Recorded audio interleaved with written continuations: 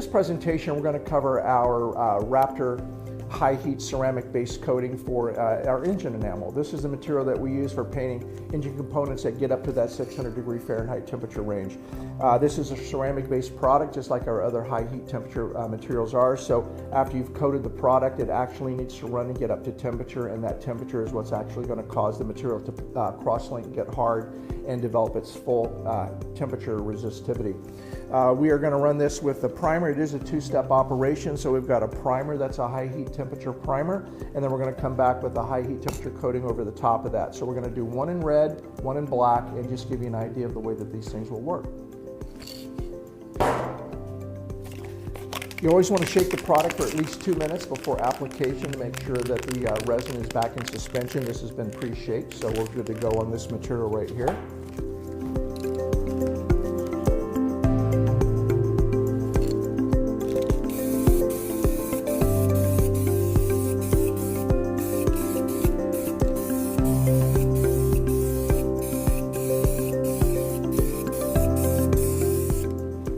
Primer covers very quickly.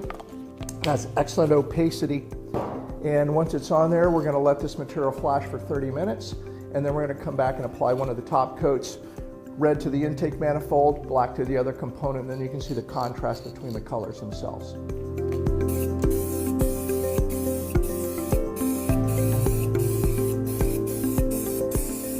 At this point, we've allowed the primer to dry for approximately 30 minutes. We're going to come back and I'm going to use the red on one component and the black on the other component. So once again, this is a 600 temperature right here, which is a ceramic based product.